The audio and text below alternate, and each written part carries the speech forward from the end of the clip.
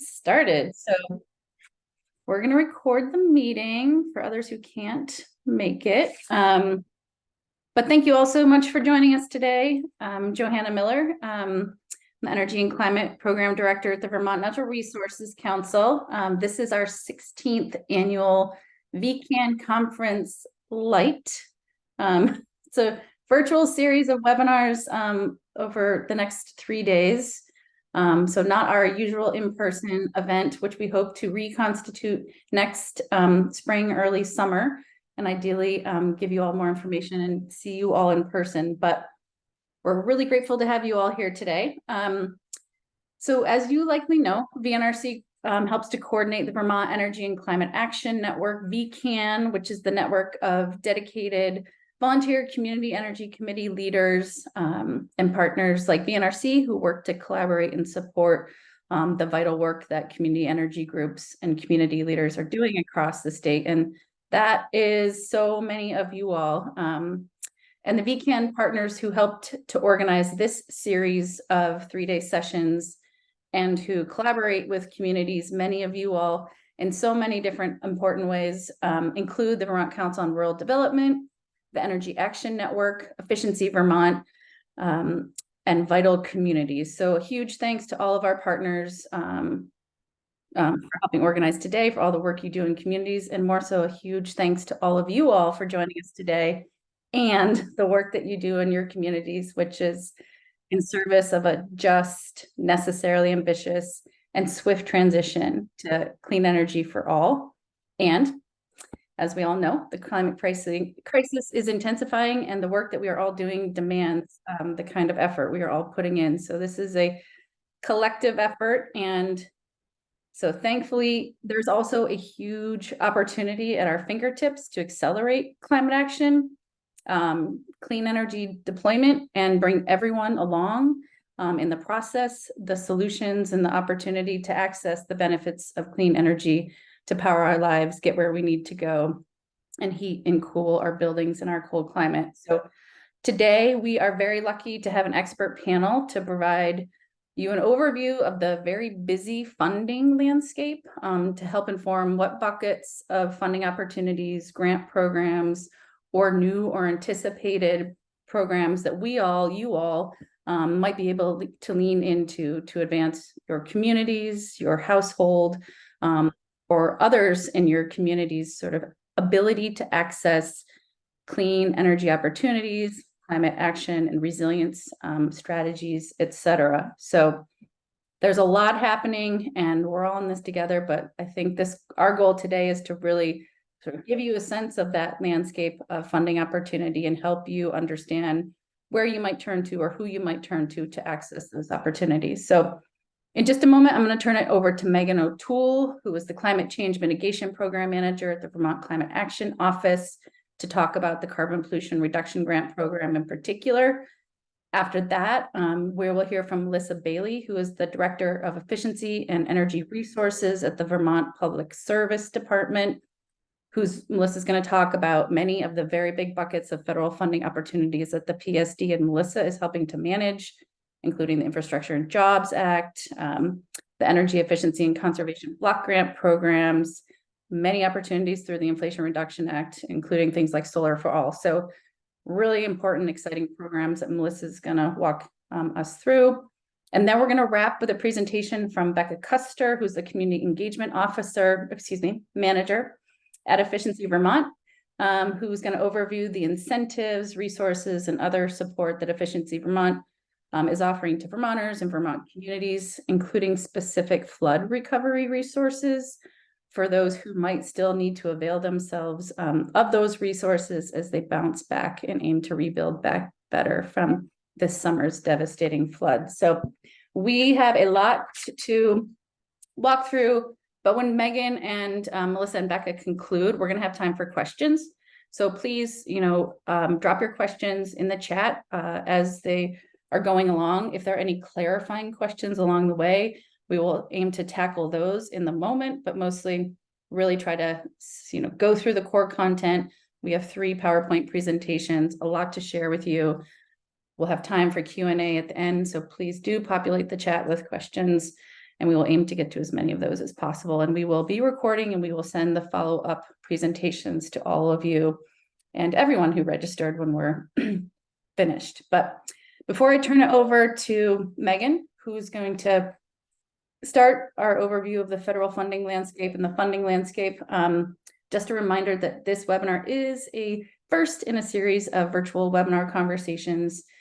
So please do plan to join us tomorrow at noon for a roundtable with a few leading legislators who will be working on clean energy, climate, and climate resilient solutions this upcoming session. So yeah, at tomorrow's webinar at noon, you'll get an overview of some of the priorities moving forward and have an opportunity to ask legislators questions about that and other opportunities. And then we're going to wrap our conference light on Friday at noon with a peer-to-peer roundtable for town energy committees, which is also open to anyone who wishes to sort of confer, compare notes, share success stories and strategies about what's working, what's not, opportunities for collaboration, etc. So today at noon, tomorrow at noon, and Friday at noon. And then please do pencil in January 17th, which is the start of a winter webinar series that we'll be hosting, where we're going to dig into the essential topic of making our necessary clean energy transition just and accessible to all. So we're going to share more information about that webinar on January 17th, but that will happen at noon. But I wanted to flag, just considering the import of that topic and the work we must do to make this a just transition. So without further ado, I'm going to turn it over to Megan O'Toole and just say a huge thanks to our presenters and to you all for joining us today. Please do drop your questions in the chat. We'll hear from Megan, we'll hear from Melissa, we'll hear from Becca, and then we will have a conversation. So Megan, take it away.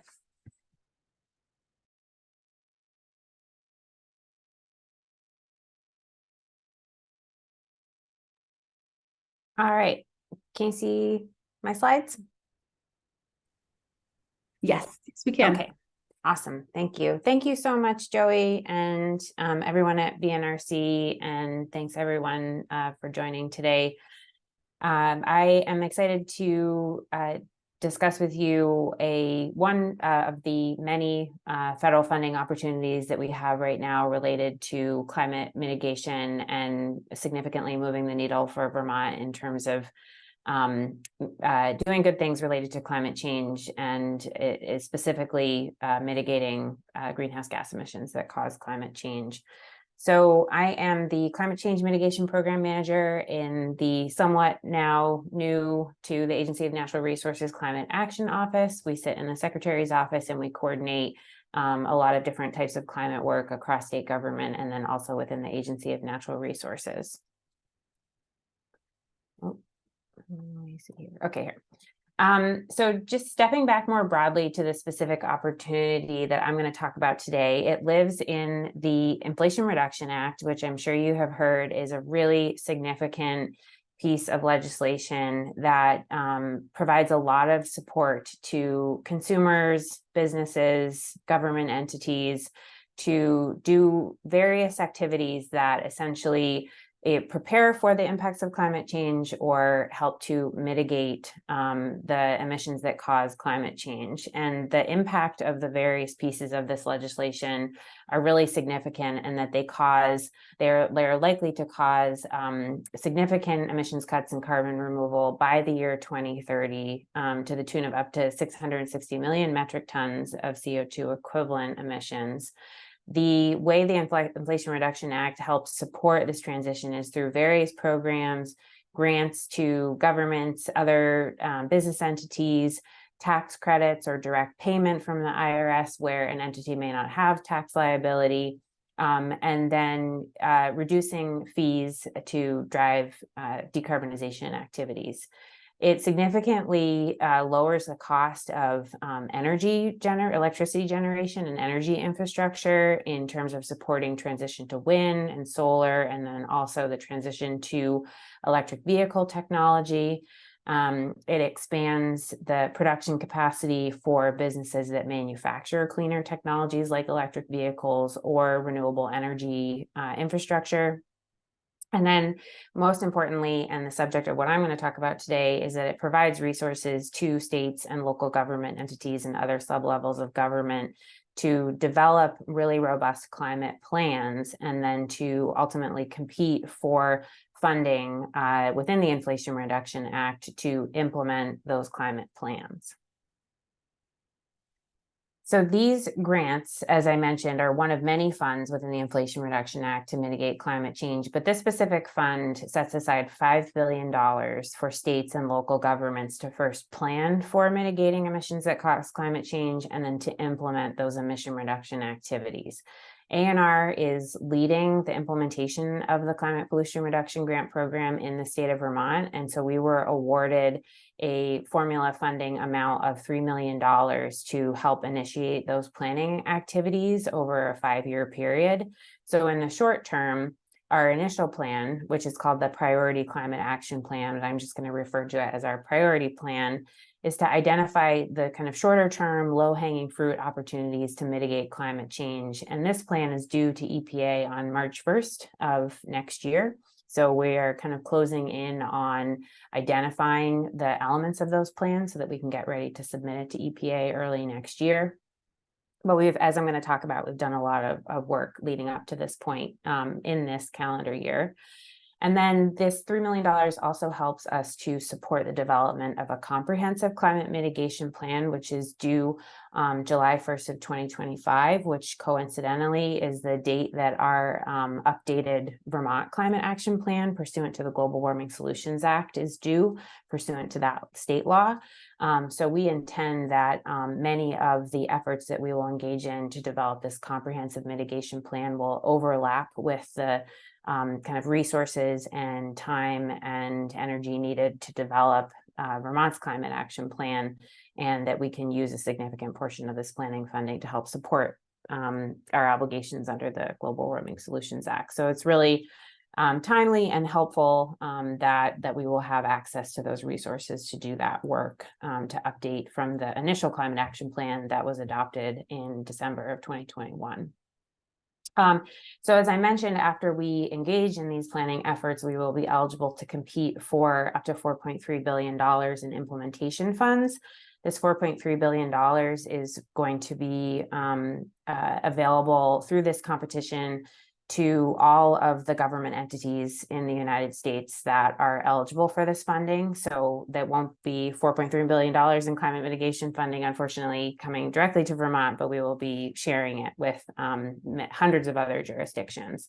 So our piece of that funding really ultimately depends on the strength and competitiveness of our application and our ability to demonstrate that our plan will have meaningful mitigation impacts. So our approach to developing this robust and competitive plan and subsequent application for funding is obviously first to consider what EPA is looking for. Fortunately, what EPA is looking for are things that Vermont is pretty good at already, because we've done a lot of climate planning. And so we have a really great base of work from which we can draw our planning requirements under this grant. EPA is looking for Vermont specifically to demonstrate how we can maximize these opportunities to complement other existing programs. As I mentioned, and as Melissa is going to cover, there is a lot of funding available right now for climate mitigation work or for activity that leads to climate mitigation. And so they want to understand how Vermont is prioritizing the use of this funding to complement these other programs and to fill gaps where some of these other funding sources wouldn't apply to the mitigation activities that we have in mind. So I really view this program as giving states the flexibility that they need to adopt programs that fit their needs specifically, where those needs might not fit into some of the other funding opportunities that are currently available. So it's great that we have that flexibility here.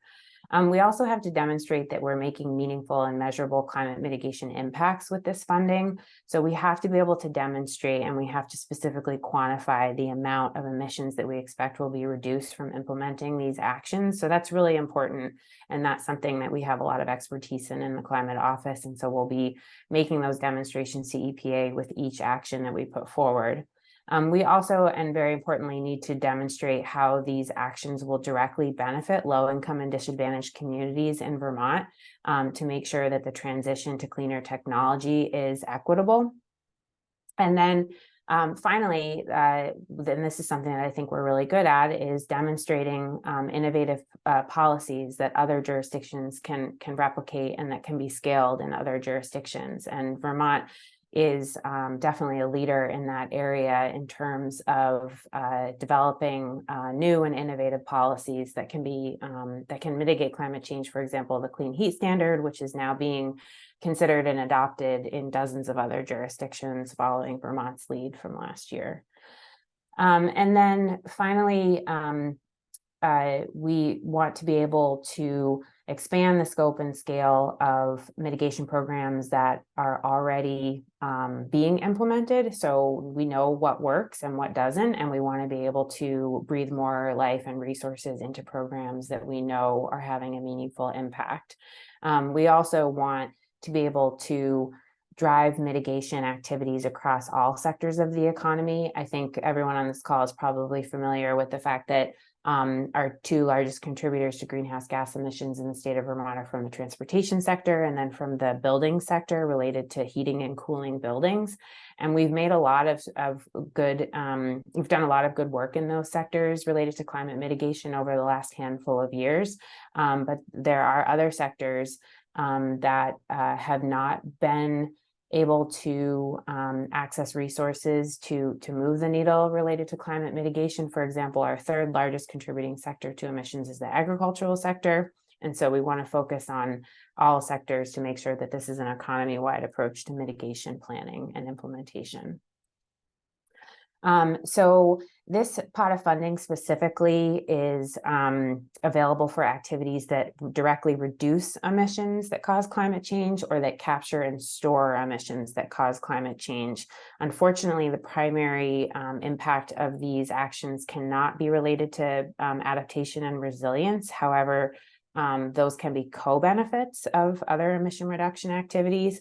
So when we are thinking about the actions that we put forward in our plan and that we seek funding for, we have to make sure that the primary purpose of that action is to actually reduce emissions and to be able to quantify those reductions. So I just want to make sure that that's clear as we keep talking. So we are actually about to hold a series of public engagement opportunities related to development of this planning effort and what actions and ideas need more funding from the Climate Pollution Reduction Grant Program. I'm going to provide some details at the end of my presentation about when those opportunities are. They're coming right up next week. But as I said earlier, the types of actions that we have in mind as we are thinking about what sectors of the Vermont economy have not been able to access funding related to climate mitigation, we think about the waste sector, which is considered a non-energy sector, but is obviously really critical given that what we consume and how we dispose of what we consume does contribute to climate change. And so thinking about programs that can reduce consumption, but then also more effectively recycle materials that we use or increase the amount of materials that we are able to compost. And so that is one sector of the economy that we're considering focusing on. And then related to the transition to electric vehicle technology, we have made some really great strides in increasing the uptake of electric vehicle technology on the light duty or passenger car side of our transportation sector. However, the medium and heavy duty truck side, which is a really strong contributor of greenhouse gas emissions in our transportation sector, we have not been able to make as much progress in that sector. And so thinking about how we can implement potentially similar purchase incentive type programs that we have now available for passenger cars, but for fleet owners and medium and heavy duty truck owners and operators. So just trying to expand kind of our focus on mitigating emissions from that sector. And then, as I mentioned earlier, the agricultural sector, there's a lot of opportunity in that sector to build on programs that are implemented by the Natural Resource Conservation Service at the federal level, and then also some state programs and funding that we have available that traditionally have been related to water quality improvements and contaminants related to water quality, but to expand those programs to also incentivize agricultural practices that that mitigate climate change or sequester carbon emissions. And then finally, as I mentioned, the buildings and thermal sector, from a heating perspective, we've also made really good progress via the weatherization programs that are currently being implemented and fuel switching program at the buildings and thermal level. But there are some kind of funding cliffs that we're seeing in the future related to existing resources not being available in the near future, and wanting to potentially expand the scope of those programs and how they're administered in the way that people can access those funding. So making more resources available for low-income individuals so that they can more easily access those resources and kind of be coached through the process of availing themselves of the many different types of programs and grants and loans and incentives that are available to help facilitate the shift to cleaner technology on the building side of things.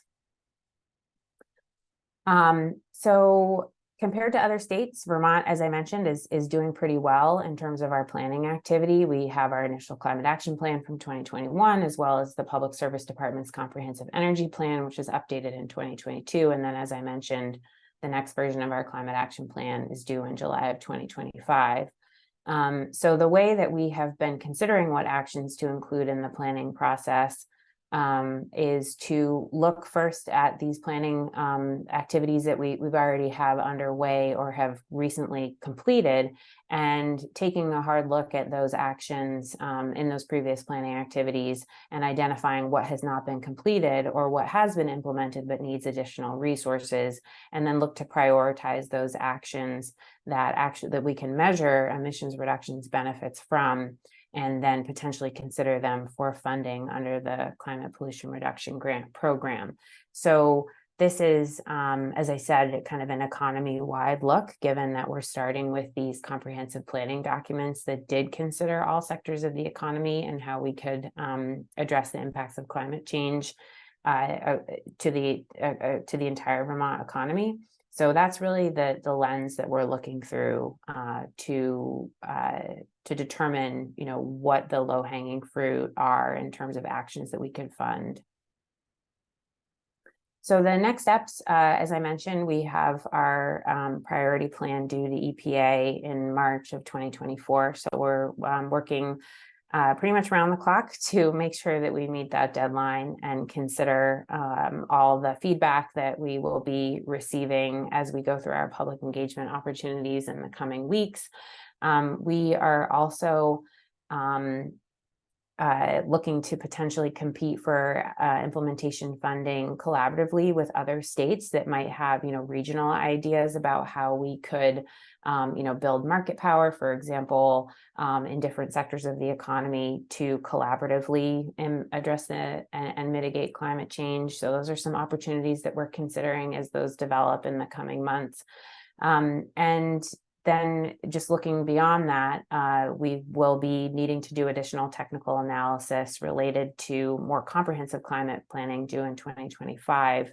And then we're also going to be supporting the regional planning commissions and municipalities in our planning activities with EPA to ensure that the climate priorities and kind of energy plan provisions that are on the books, either at the regional level or the municipal level, are cited and considered in our planning documents, so that if we apply for funding that could impact emissions and mitigate emissions at the municipal level, then those entities will be able to kind of be covered by our plan and therefore access those fundings through subawards with ANR. So we are definitely looking at this through the lens of the regional energy and climate priorities and the municipal energy and climate priorities that folks have. So if you're with an RPC or a municipality, just be aware that we are working with the Northwest Vermont RPC to implement a survey and a kind of inventory of all the existing energy plans at the regional and local level so that we can incorporate those into our plans. So just be on the lookout for those communications in the coming weeks, because we want to make sure that we have a really comprehensive view of climate planning that's happening across the state of Vermont. So as I mentioned, we have some public input opportunities for the climate pollution reduction grant planning efforts. This is coming right up. On Monday, December 11th, there will be an evening public input session at 5:30. And then on December 12th, we'll have a lunchtime engagement opportunity at 11:30. And I would love for you to register for these events and get additional information at our website, which is the climatechange.vermont.gov site. And if you go to the Get Involved tab and then click on the calendar for this month, you'll see these events on the calendar, and you can click on them and register for them through those links. So if you want to learn even more, if possible, than you did today about the climate pollution reduction grant opportunities, and you more importantly would like to let us know what your priorities are for climate mitigation and where you think existing funding doesn't exist or meet the needs of Vermont as it relates to climate mitigation, we would really love to hear from you. There is an opportunity on our website to submit written comments as well if you're not available to participate in one of these virtual input sessions. So definitely would love to hear from you. And I realize I don't have a slide with my contact information, so I will go ahead and put that in the chat. And I'm happy to take any questions. Thank you, Megan. That's really great. It's a ton of information. It's an incredible opportunity. There are a couple of questions and maybe just clarifying questions in the chat. Thank you for dropping in your email.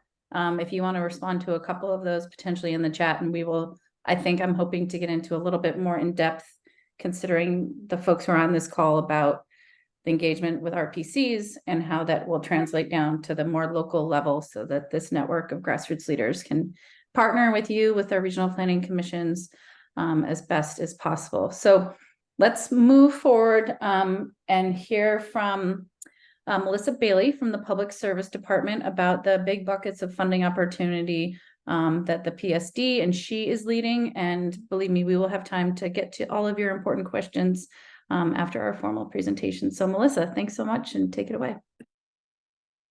Great, thanks. Hi, everyone. Good afternoon. I'm Melissa Bailey, the Director of Efficiency and Energy Resources at the Vermont Department of Public Service. And thanks to Joey and VECAN for having me here today to talk with all of you about the current work at the department to deploy these significant pots of federal funding to promote efficiency and make progress towards our energy and climate goals. With a focus, of course, on equity and affordability for Vermonters. So for those of you not familiar with the department, just quickly, we serve as the public advocate in regulated utility matters before the Public Utility Commission.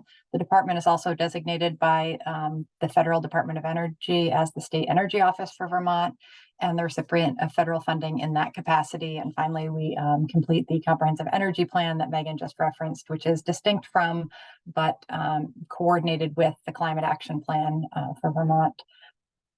So my division, Efficiency and Energy Resources, oversees the regulated efficiency programs within Vermont.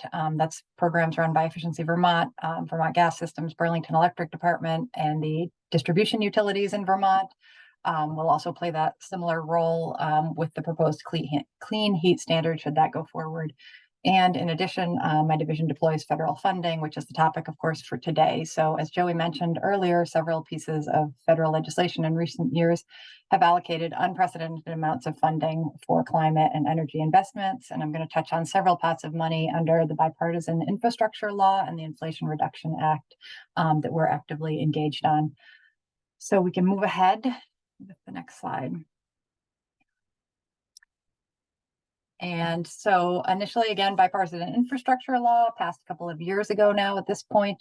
The department received about $21.5 million in formula funding that's allocated across several buckets. I'll just make the quick distinction that federal funds are funds that each state is expected to receive an allocation. There's still an application process, but the bar is somewhat lower than with competitive funding buckets. So we distinguish between formula funds and competitive funding, whereas we get an attributed allocation that we expect from the Department of Energy for these purposes. And if we submit an application that meets the requirements, there's the presumption that we will be funded.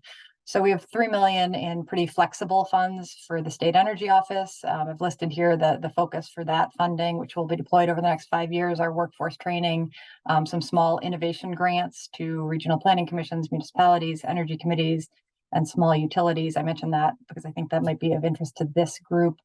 Those funds are not on the street yet, but we do have them and plan to deploy them over the next, at this point, it'd be about 3.5 years. And those will also fund some equity engagement work internally at the department.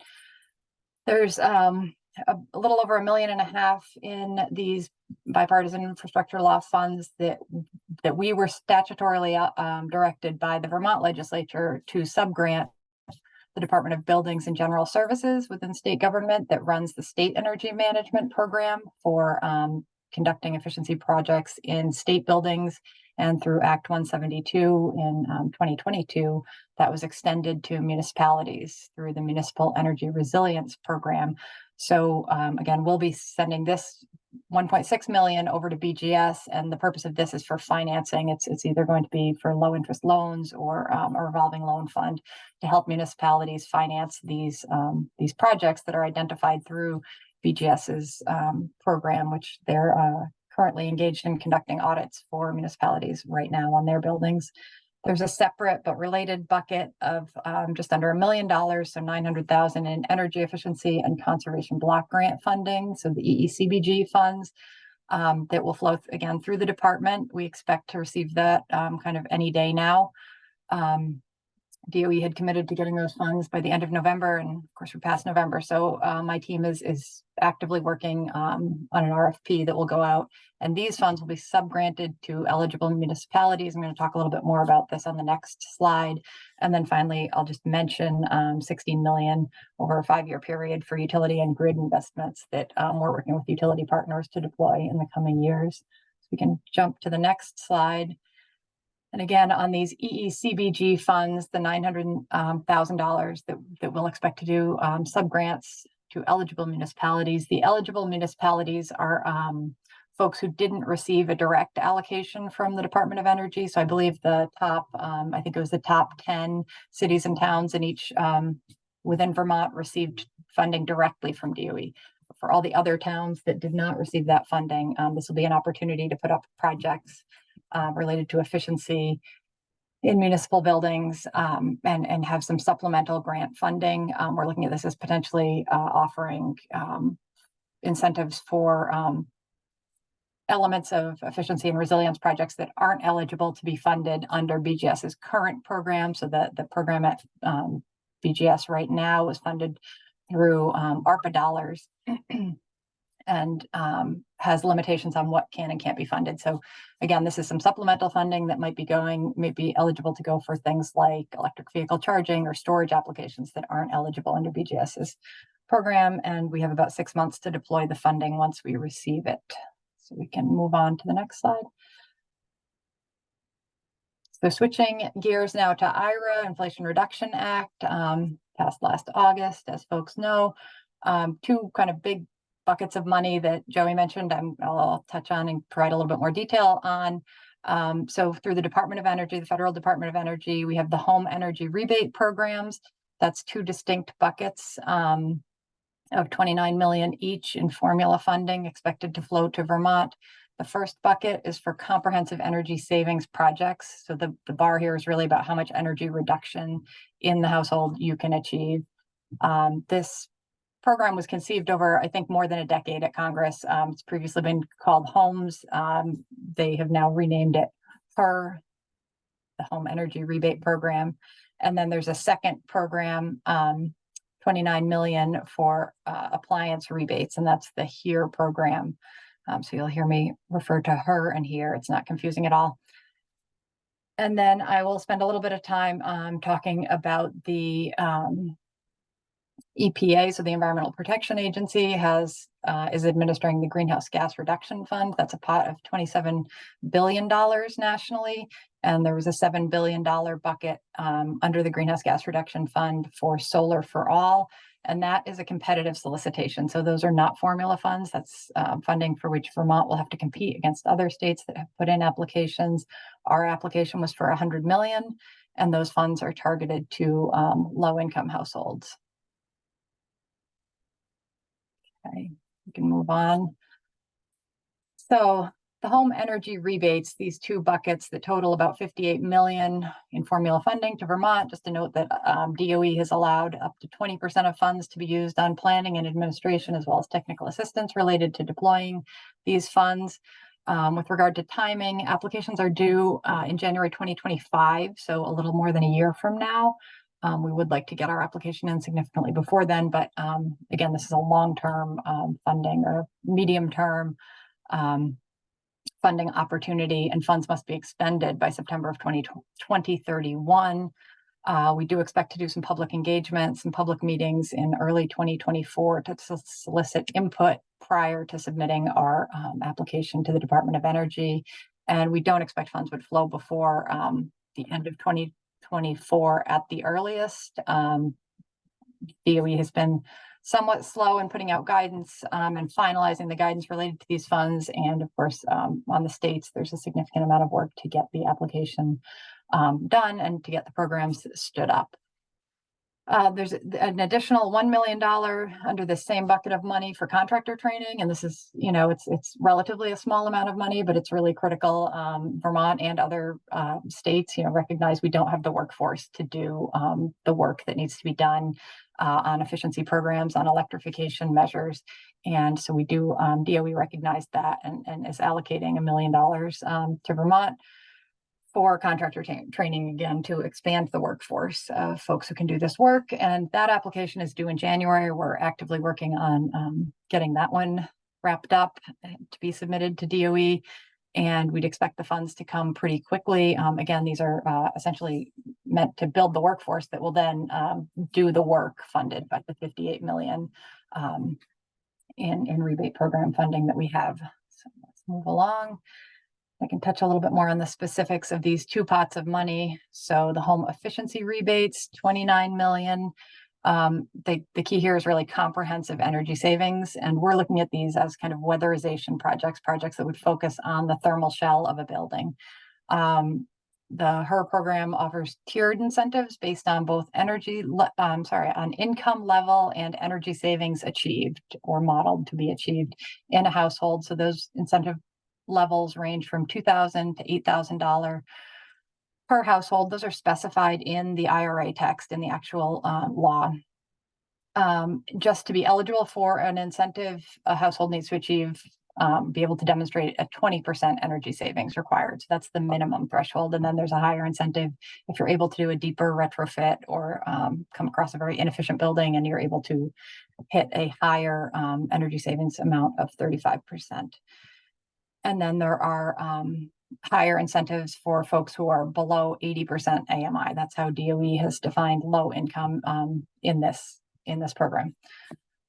So our current thinking on the HER money is that we would expect to prioritize funding for the low income weatherization assistance program, the WAP program, which is overseen through the state's Office of Economic Opportunity within the Agency of Human Services. For those who aren't familiar with the WAP, with the WAPs, that the work is deployed through 5 community action agencies around the state that deliver weatherization services for income eligible customers. And that's customers who are below 80% of area median income. So again, that aligns with the income threshold that has been set for the HER program under IRA. And I see lots of questions coming in, and hopefully we'll have time to dive into those. So I will move through quickly.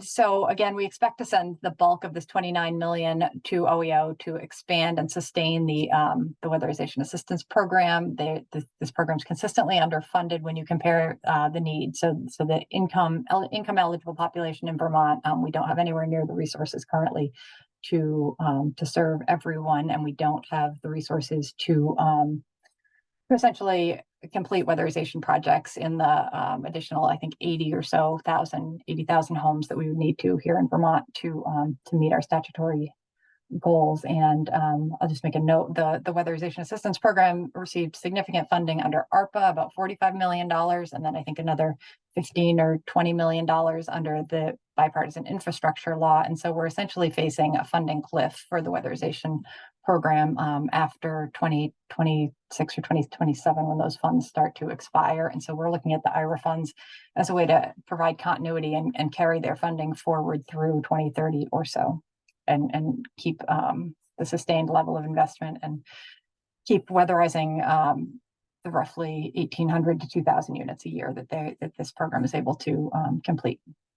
So we can move on to here, the home electrification and appliance rebates, another 29 million coming to Vermont. The requirement here is that these rebates be delivered at point of purchase. So that means either at a retailer or the time at which a customer would pay their contractor or their efficiency provider for these technologies.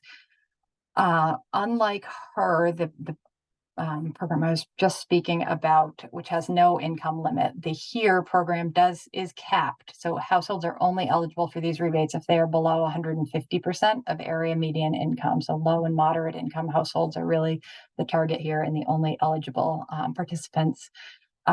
And there are incentive caps. So for customers that are below 80% of area median income, they can have 100% of their project cost covered.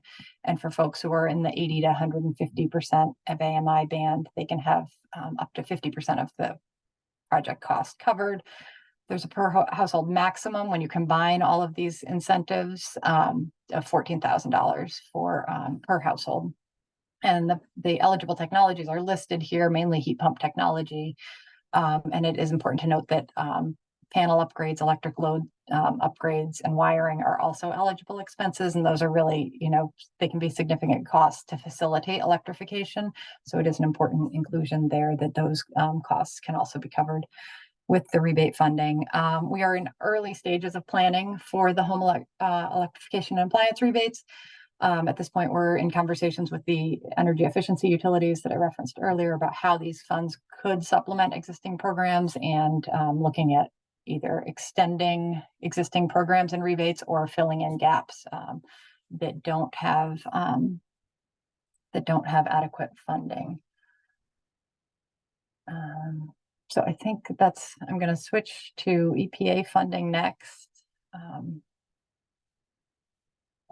And so again, the second big bucket of money that we thought might be of interest to this group is the Solar for All funding.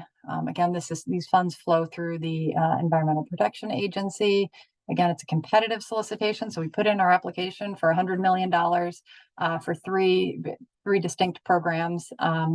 Applications were submitted, I think, back in September. We expect a response from DOE by April to know whether Vermont receives funding and what level of funding we might receive. The intent here is to provide affordable pathways for low-income Vermonters to access the benefits of solar power. And again, households that are eligible are below 80% of area median income. Move on to the description of, so as I mentioned, there's kind of three components of our Solar for All application. Two of these are new programs. So the Residential Assistance in Solar Energy Program, our application included 25 million in funding for this, and that would be for homeowners that are actually able to install net metered solar below 5 kW, so small systems on their residences. So we recognize this is only a subset of customers that can avail themselves of this type of solar installation. But for folks who do have their own home, there will be funding available to essentially buy down the cost of installing solar and potentially engage in lease arrangements for 6-year loans. And then at the end of the 6-year period, low interest loans, then the customer would own the solar array. And another important note that enabling upgrades, so getting the home solar ready, are eligible for funding as well under this proposal.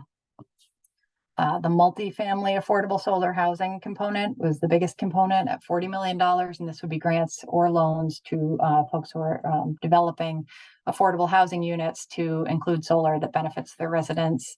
And it prioritizes kind of on-site generation.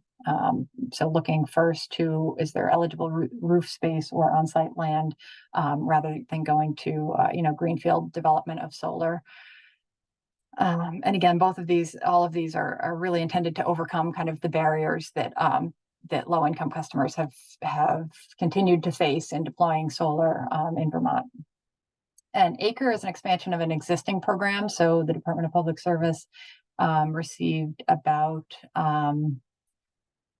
10 million, I believe, a couple of years ago in ARPA funding to stand up the Affordable Community Renewable Energy Program. We're doing that in partnership with the electric utilities. They each have a slightly different program, but the concept here is to provide electric bill savings, either through a discounted electric rate or a bill credit that is generated through solar production in a community solar array, a utility-owned but community scale solar array. I think I might have one more slide. Oh, this is just the disclaimer that note on federal funds. We're extremely grateful to have this money flowing through the department and to be able to work to get the money on the streets and in the hands of Vermonters. It does take time to deploy money. It takes resources to deploy money. And of course, we have to abide by all of the federal restrictions on how money can be used, which may or may not be our preferred way to use the money. But that is it for my presentation, and I'm happy to take, I think there were some clarifying questions that I saw pop through. I'm happy to take some of. Yeah, I don't know if there are a few clarifying questions, there's also some significant questions which we definitely want to get to and also so I don't know if you want to quickly just answer some clarifying questions either in the chat or now, Melissa, or we can. Yeah, the one I saw in retroactivity, I think I can sort through the chat and try to respond to as we go. So I don't want to hold this up. I want to get to pretty much all of these if we can. So if there's anything you can respond to in the chat, and then we'll move to get all this stuff answered ideally. Yes, so, let's do that. Awesome. Thank you so much, Melissa. It's such an immense amount of work, opportunity.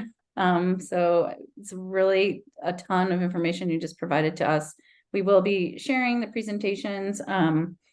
So just a reminder there, and we can dig into more questions momentarily, but until then, I'm going to turn it over to Becca Custer of Efficiency Vermont.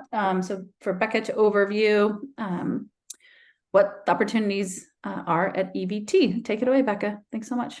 Thanks, Joey, and thanks everyone for being here. I see so many familiar faces. I always feel like at home with this group back at the VECAN conference. I'm going to share my screen, and Joey, if you could just tell me if you can see my video, or not my slides.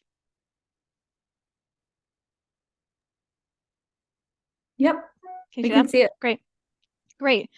Well, it was really exciting to hear from Megan and Melissa about all the federal funding trickling down into the state. I'm going to talk about the funds that Efficiency Vermont currently has for residents and businesses and other institutions to reduce their greenhouse gas emissions, save money on energy. A lot of this might be a refresher for folks, but I'm hoping to highlight some of the expanded incentives and also talk about our flood recovery offers, as Joey mentioned. Quick overview of the agenda. Of course, just going to talk about who Efficiency Vermont is. I'm assuming this is, again, a refresher for most folks on the call, and then diving into the rebates, incentives, and financing available, flood recovery offers, and then some ways that folks can get started. So Efficiency Vermont is a statewide energy efficiency utility. We serve every part of the state except for Burlington, which is served by Burlington Electric Department. We help reduce the cost of energy for all Vermonters and really help folks understand and make better use of energy and reduce greenhouse gases. And really, this is our kind of 5 buckets of main work, and I'm going to talk primarily about the first one. But we do offer, again, rebates, incentives, and financing to help reduce the cost and also make these energy efficient. See improvements more affordable. We offer educational resources, again, to help folks really better understand their energy use and how they can save money on energy. We also offer technical and project support, We work with the supply chain to make sure that everyone has access to affordable and efficient products. And then we also partner with a lot of other energy service providers across the state, like the distribution utilities, to make sure that we're all working to meet those joint energy goals. So diving into the kind of the first bucket of our rebates, incentives, and financing, we have rebates and financing for residential and commercial customers. And when we're talking about commercial, we're really talking about not only businesses, but nonprofits and other institutions.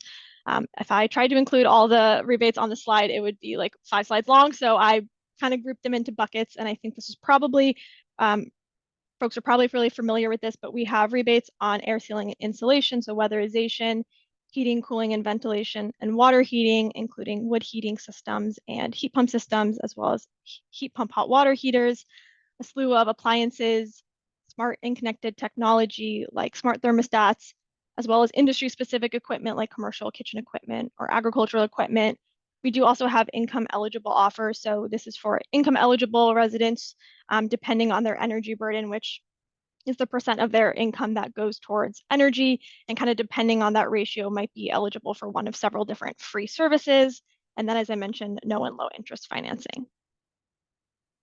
So I wanted to highlight our comprehensive weatherization program, not only because it's December and it's cold and people are thinking about how to be more comfortable in their homes, but also because this year we were able to increase these incentives. So for our residential weatherization program called Home Performance with Energy Star, folks can now receive 75% of project costs back up to $4,000, and income eligible residents can receive up to $9,500, which is about double what was the previous offer. And then for multi-unit buildings, that includes commercial buildings, mixed-use buildings, and multifamily units, we folks can now receive 75% of project costs back up to $5,000. So now is a really good time to do weatherization, and this is a great offer to share with your community as you're doing outreach as energy committees. So we know obviously those rebates can definitely help reduce that upfront cost, but there's still that upfront cost that can be a barrier for a lot of folks. So we have different financing options available. The home energy loan is one that folks might have heard of. It's low to no interest financing up to $20,000 through participating lenders via CCU, Opportunities Credit Union, and NeighborWorks of Western Vermont. And you can see all the different eligible projects here. One that isn't listed, but I think is important to note, is that half of the loan can be used for some healthy home improvements like mold or pest or other remediation work that might need to be done. So if there's moisture in a basement, for example, you want to take care of that before doing weatherization. A newer financing option is the Weatherization Repayment Assistance Program, or WRAP for short. And this is an on-bill financing option. So there's no upfront cost. People can pay for the project via their monthly utility bill.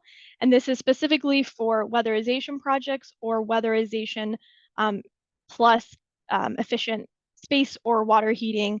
There are some restrictions that apply, including that you need to have 12 months of positive bill payment with one of these participating utilities, and you need to work with one of the participating contractors. But this is a really exciting program.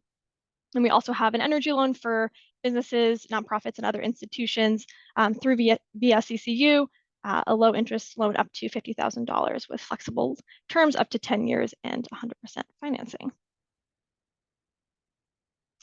I did want to touch on the flood recovery offers. As we know, a lot of folks are still, recovering from the flood and still don't have, permanent heating systems in place. And so we are able to offer enhanced incentives for these flood impacted customers, for homeowners, tenants, rental property owners, and businesses. And I'll also mention our new trade ally incentive for contractors.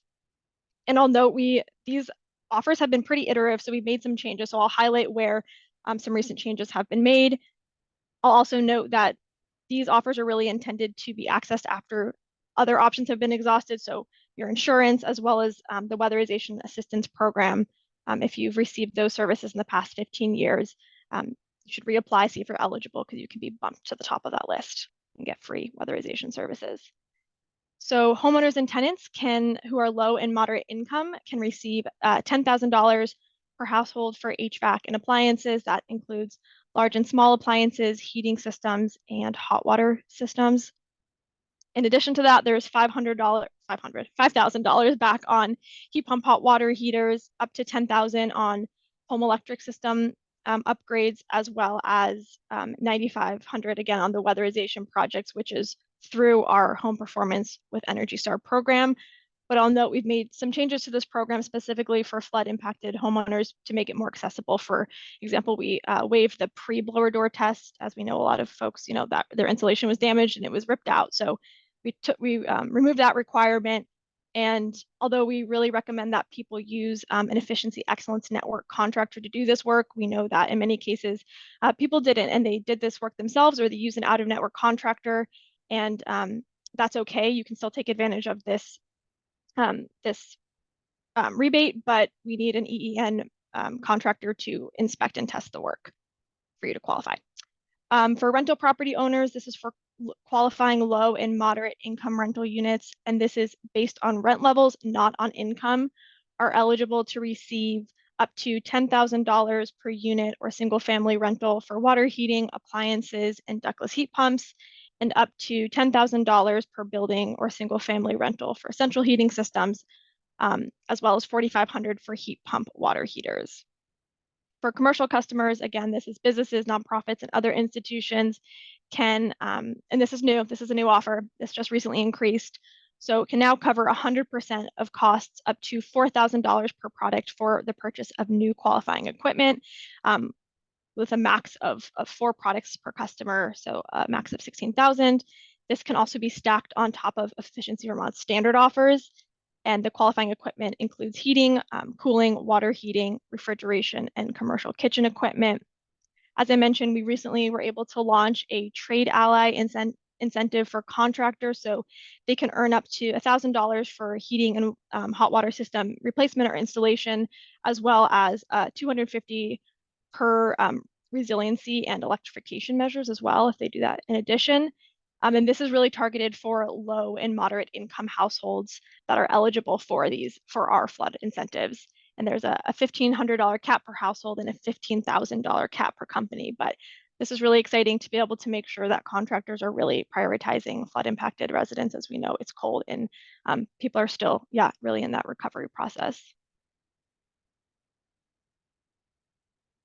So obviously the funding is really important, but even more important is having the folks to actually do this work. So we have the Efficiency Excellence Network, which is Efficiency Vermont's network of contractors and trade partners that are really trained to provide the highest level of energy efficiency services to customers. They are vetted and managed by Efficiency Vermont and have exclusive access to our programs and offers. And for folks that are interested in taking on a project, they can start by finding a contractor to do the project with our Find a Pro tool on our website, which you can find at the link here. So how can folks get started, whether that's just with our rebates or some of our weatherization program, or even if you're a flood impacted customer? A really good place to start is by visiting our website. There are so many resources there. But if that's overwhelming, because there's so much information, folks can always, of course, call Efficiency Vermont's customer support and get that one-on-one support. We also have free virtual home energy visits. Again, this is really a high-level assessment of someone's home with one of our in-house energy consultants. So they'll really help identify where folks are losing energy in their home, and then offer a list of recommendations for some home energy improvements. Again, if folks are ready to take on a kind of a comprehensive weatherization project or a heat pump, they can use that Find a Pro page to connect with one of the local contractors. And a site that I actually use quite a lot is the fourth bullet down, to help folks compare efficient products. If you're thinking about, for instance, purchasing an appliance, there's so many different options and it can be a little overwhelming. So this is a great place for folks to start to compare the different products, read reviews, and then find a place to purchase those products. And then for flood impacted customers, we have a whole web page dedicated to flood resources, not only Efficiency Vermont rebates, but also partner offers. And of course, folks can always call our customer support. We know this is, it's quite a process. It's quite overwhelming, and we want you to feel like we're here as a resource, so you can always call. And then we also do have specific virtual home energy visits for flood impacted customers. So they can really kind of address your needs unique to your flooding situation. And then hopefully most folks on this call know, but we do have printable educational resources on our website, and not only about just Efficiency Vermont's programs, but also the different technologies. So you're more than welcome to peruse that webpage and print out any resources that you think might be relevant and share with your community if you're hosting an event or a post around town. I think those are really, really helpful resources. And lastly, I might plug our newsletters. If folks aren't signed up for our newsletters, I would say for this group, the EVT Insider is a particularly good newsletter to sign up for because it comes out each month. It's very much geared towards our community partners with news and updates about our programs and different services. And if we, any updates to our rebates, we'll include that there. So highly recommend you sign up for that. And then we have a great residential newsletter as well called What's New, which is a very fun name that has great energy efficiency tips that you as an individual can sign up for, but also encourage folks in your community to sign up for as well. So that's it for me, Joey. I can stop sharing my screen. Happy to take questions. Huge thank you, Becca. Thank you, Megan. Thank you, Melissa. A tremendous amount of content, tremendous amount of opportunity. It's a little overwhelming. You're asking really important and good questions. Thank you for answering a few of them already, Megan and Melissa, but let's aim to get to others, and please do continue to drop your questions in the chat. But I want to respect that a few folks had also pre-submitted questions.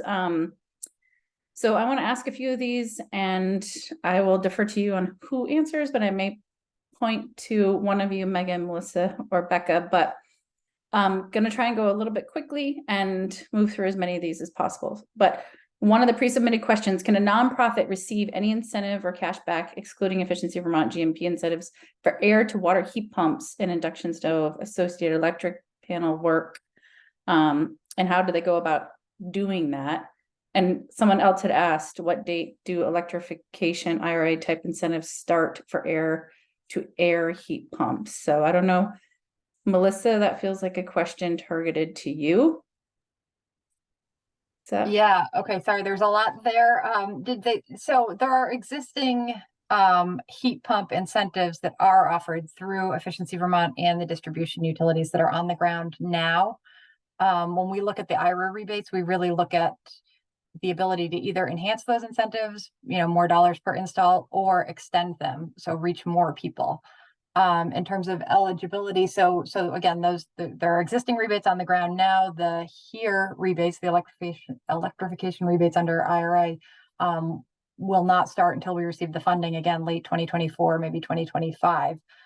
But that said, we don't encourage people to wait because again, those incentive levels could match what's already being offered to people. And I think there's another question about municipal buildings, or is this specifically around municipal buildings? yeah, if you could speak to municipal buildings as well, that would be really great. So the HERE and HER rebates really are targeted for homeowners and renters. They're really focused for households. So for municipal investments, we'd be looking at the other pots of money. So the pots of money, so heating conversions would be an eligible expense under the Municipal Energy Resilience Program, so the MERP, and that's the program that's run out of Buildings and General Services. And again, it's just, I think, just getting started as a program that was authorized under Act 172 in 2022. And the process there, I think folks are probably aware of that program, but the process there is to have an energy audit done, a scope of work written up with comprehensive upgrades for the municipal buildings, and then apply for some of that grant funding and or financing. Hopefully that's helpful, and happy to provide contact info if people have additional questions. That would be great and very helpful. Just through some of these pre-submitted questions. Let's see. Are grid upgrades going to be considered in tandem with EV electrification?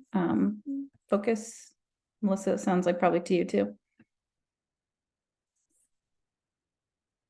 Are grid upgrades going to be part of any potential program? So yeah, when we look at the grid upgrades, right, I'm assuming that means on the, we look at what's on the customer side of the meter. So again, the HER rebate, the HERE rebates, I'm sorry, can help with like panel upgrades and the household infrastructure. Those are eligible expenses. And then when we look at, what's on the utility side of the electric meter, that would be going back to some of the other funding that was made available under the bipartisan infrastructure law, the 15 million that's flowing through our electric utilities now to do grid related work for resiliency and reliability. So there is some funding there. There's some competitive funding that we've applied for. And those funds are actually flowing through our regulated utility planning division. So I'm less close to those, but again, I can provide a contact to the folks working to deploy those on the utility specific kind of upgrades that are being contemplated. And just because you're on a roll, and then I've got a question for Megan. Melissa, you spoke to this a little bit, answered it in the chat a bit, but just the Solar for All program, there's a huge, obviously, interest in solar being accessible to everyone, low income Vermonters, as well as renters. It sounds like the Solar for All program is not designed to do that, but can you speak to the opportunities that you see that may be designed to open up access for solar to folks who rent or have low incomes? And correct me if I'm wrong. Yeah, so I think maybe there's some misunderstanding there. So Solar for All is eligibility would be for folks who are under 80% of area median income. Those would be the only people who are eligible to receive the benefits under that program. And the intent with the 3 buckets of funding was to make solar available broadly to both homeowners and renters. So the 1 bucket would be for folks who have their own homes and would be looking to install solar. The second bucket is intended to benefit people who are living in affordable housing units, kind of the larger scale housing units. And then the third bucket, the ACRE, which is an existing program, is certainly designed to be accessible for renters, because that's essentially joining into a community solar array. So is there a follow-up question? We think that these, are designed to kind of hit the mark in making solar accessible to those who both own their homes or to renters. Okay, thank you. Sorry, my comment was a little confusing, and apologies if I confused you and anyone else, but that was very helpfully clarifying. And then I lied because I said I would pivot, but one more question related to the Solar for All, which is you'd mentioned solar ready, and there's a clarifying question. What does solar ready for a system under 5 kilowatts mean, Melissa? Yeah, so I think that would cover, the roof repairs or the structural work in order to have the installation, any kind of groundwork there. And then also, I think the electrification or the enabling electrical work there at the residence. So kind of the whole kit and caboodle to have the solar install. That's great.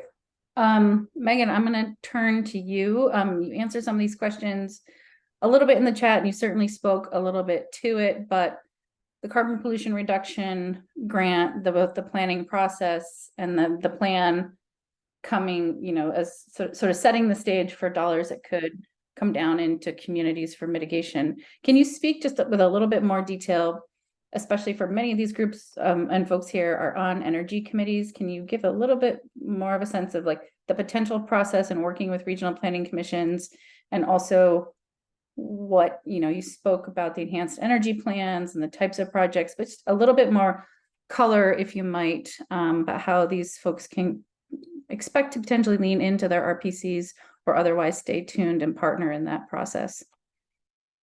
Sure. So there's 2 components. There's the planning component and then the actual implementation dollars. And so for the planning component, as was mentioned, and then also talked about a little bit in the chat, we're partnering with an RPC to deploy a survey and then take an inventory of existing regional and municipal energy and climate plan provisions so that we can incorporate those provisions into our planning document so that regions and municipalities will, quote unquote, be covered by our plan. And then that allows us to distribute potential implementation funding that were awarded subsequent to that planning effort to other government entities in the state of Vermont beyond the state.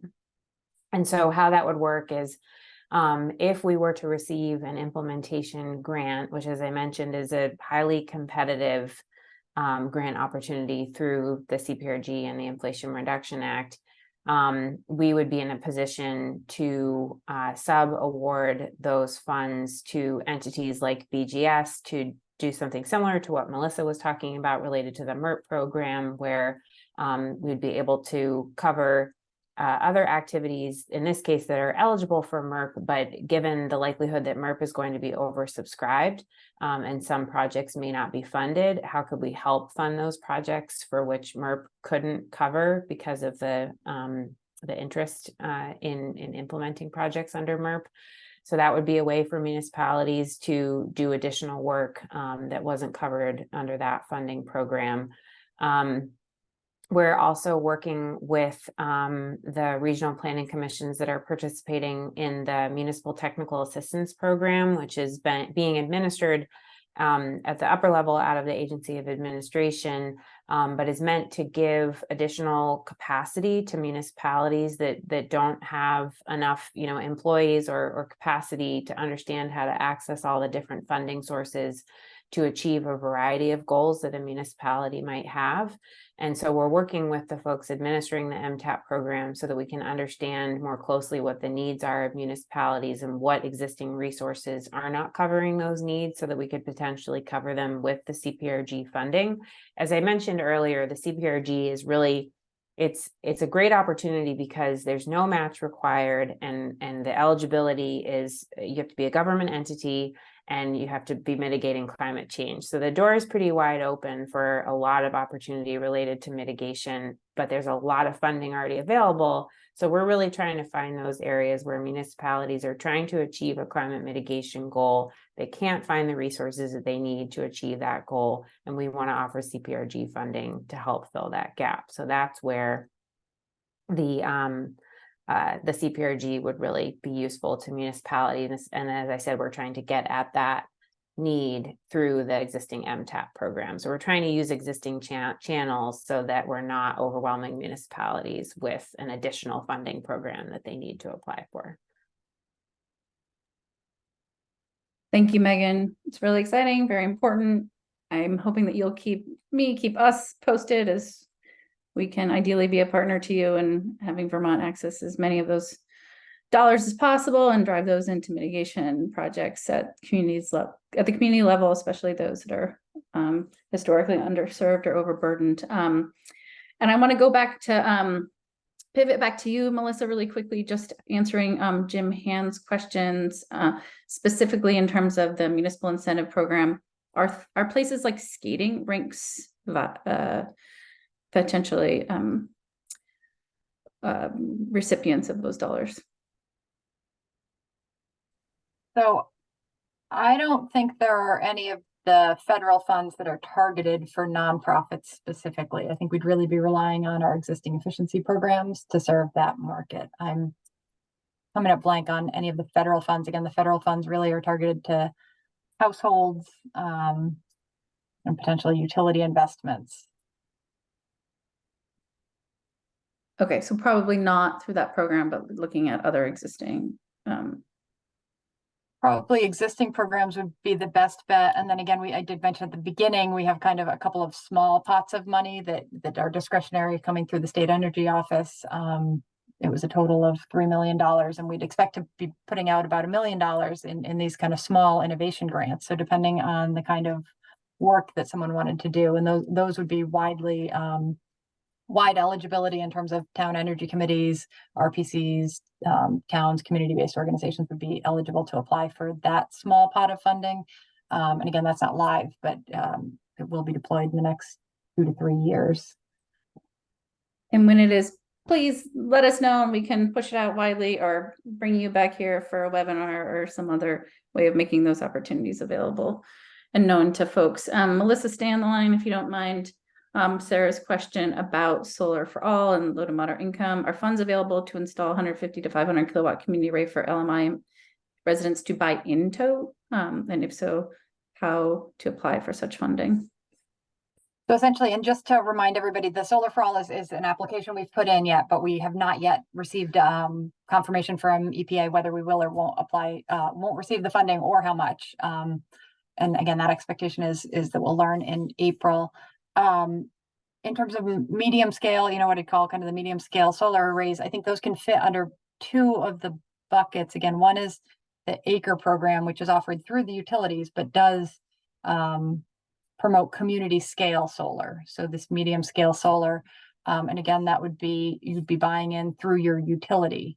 And then the second piece was the multifamily bucket. I'm forgetting my acronym there, where affordable housing providers would be potentially constructing these, the solar arrays and using the output to benefit renters in those.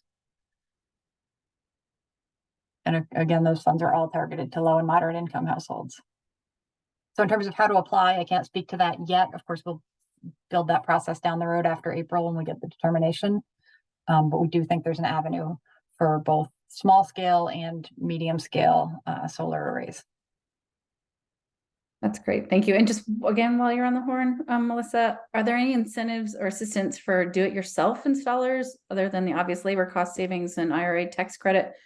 The comment being that do-it-yourself installers fulfill the goals of the climate action plan, is sort of complementing professional installs. Can you speak to that a little bit? So the IRA rebates, the homes and the HER, DOE is pretty prescriptive that you need to have an energy service provider do kind of the test out and do the QA for that kind of work. So I don't see a space for DIY in deploying either the electrification rebates or the home efficiency rebates. Okay. I know EPT and the efficiency utilities do have some kind of offerings that that do allow rebates for folks who do the work themselves. Yeah, Becca, do you want to put a little finer point on the DIY if you can? Sure, I can talk about our DIY weatherization rebate. It's covers, or it can be up to $100 to cover the cost of materials for some weatherization improvements that folks do themselves in their home. So that could be some kind of air sealing and insulating attics and basements, windows and doors, things like that, hot water pipes. And it's just, you can buy the materials and then get a rebate back from us by submitting that rebate form. Thank you. Great. Yeah. Melissa, you again. Will the energy efficiency block grant sub-grants be competitive? They likely will be competitive depending on, you know, how many municipalities put their hands up and apply for the funding. But yes, again, that's a pot of like just under $1 million. And we're looking at what our grant maximum would be. I think the towns that did receive direct funding from DOE, I think those block grants are about $75,000. So if we look at that magnitude of funding, there certainly won't be enough to go around to hit every Vermont municipality. So that would have to be some sort of competitive process that would, yeah, where we'd put the criteria out with the application materials. Okay, great. And then again, probably for you, Melissa, but Becca or Megan weigh in too. There's a specific question related to, do you have any recommendations about Vermont towns using GRITs as a platform for planning, tracking, sharing energy, carbon, and utility cost reduction projects, and how that might favorably influence grant awards, funding applications? If you're aware of that, could you speak to it, or just generally any other tools that might help towns sort of prepare to avail themselves of these funding opportunities?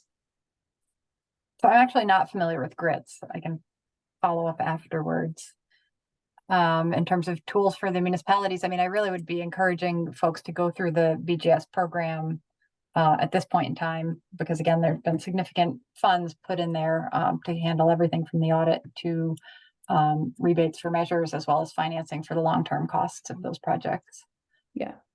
And I think that was one of the final, getting close to the end of the questions, I hope, because there were many, and I'm really hoping we got to as many or all of them. But the question for you, Megan, you alluded to this, or I'm sorry, maybe Melissa, about how does the federal funding programs face with MERP. I think Megan, you had sort of underscored that like the carbon pollution reduction grant opportunities might be a way to sort of backfill projects that weren't filled. I don't know if either one of you could speak to that, but obviously you're coordinating in state government, if you could highlight, because many of these communities are taking the lead with their municipalities in the MERP program opportunity. So that'd be great. Right. So what we have right now related to MERP is really just a vision at this point, because we're obviously still looking for public input on the suite of measures that we could potentially include in our planning document. And then, of course, we'll need to apply to EPA for funding, which, as I mentioned, is a competitive process. So there's no guarantee, but the vision at this point is to work within the existing framework of the MERP program so that, for example, if a municipality conducts a level 2 energy assessment with MERP funding, there's recommendations made pursuant to that assessment that the municipality then wants to apply for implementation funding under MERP, which is capped at $500,000. And either they don't get that award or the award is not enough to cover the costs of the full suite of recommendations in their energy assessment. We're hoping to, again, the theme of the CPRG funds is to fill those gaps with this additional funding so that projects as envisioned and meeting the goals of the municipality in terms of climate mitigation can be fully implemented and met. Because we're hearing that the MERP program, fortunately, is very popular. A lot of municipalities are availing themselves of the opportunities associated with that program. It is funded with ARPA dollars. There's a limited pot of money there, and so it will be oversubscribed. And so we expect that there will be additional, there will be goals that municipalities will not be able to meet because there's not enough money there. So we're hoping to, again, channel through the existing MERP structure with this additional funding to meet the goals that are already prescribed in the MERP program. But again, no money yet. We're still in the planning phase and hoping to be awarded funds to do that. But that is the vision. We're hoping for you. I think I speak for many of us. We want as much money as possible to go to Vermont and Vermonters in need in particular. A couple of last questions, maybe Melissa, for you. Do the Solar for All funds, if we get them, include load study and interconnection costs? I would have to send a follow-up on that with our project manager. Okay. I'm sure if and when we get those dollars, which I'm hoping we all will, because you've written a fantastic application, you'll keep us posted on what that means, even related to that level of detail for that question. So we'll stay tuned. And happy to have the right person come back. That'd be great. What is the recent announcement from DOA related to retroactive IRA rebates? Yeah, I think there were a couple of questions in the chat on that, and I was trying to respond. So DOE recently did make the determination that the Comprehensive Energy Savings Program, did need to be retroactive. The electrification rebates do not need to be retroactive, and the retroactivity would be to when IRA was passed in August of 2022. In terms of implications for Vermont, again, we intend to spend to funnel most of the HER money to the Weatherization Assistance Program. Those projects, I think retroactivity really won't apply because those projects would have been 100% paid for. So people who participate in the Weatherization Assistance Program get 100% of costs covered for their projects. So this retroactivity determination, saying, oh, those people should be eligible for a $4,000 rebate really doesn't apply because they had the whole project cost paid for. So I hope that is responsive and makes sense. And for the appliance rebates, retroactivity does not apply. So those eligibility will be when the program launches. Whew. Okay. So much. And Megan and or Melissa probably, will A&R automatically access the MERP grants that are rejected, or will towns need to do another application? Can you speak to potentially a little bit of that process? Yeah, that's a great question. We're hoping that the timing of any funding that we are awarded from EPA will coincide with the timing of BGS actually making decisions about the implementation grants that are awarded under MERP in 2024. So that will allow us to kind of dovetail into their program at that point. Again, it's if the funding is available, but we are hoping to insert additional resources into the structure of the existing program. So it'll be additionally through BGS, ideally. So it won't be a separate funding opportunity that a municipality would have to apply for. That's great. Okay, maybe Melissa, I don't know if you can answer Vince's one last question in the chat, but because I want to respect everyone's time and you know, cut at 1:30 or at least maybe a little bit earlier, just to say huge thank you again to Megan, Melissa, Becca for your time today, more so all that you do. It's a tremendous amount of work, huge opportunity. I think those of us on this call with you today are very much looking forward to staying tuned in and being partners with you in those opportunities. So we'll look forward to following up with information from this webinar. We'll send the slides.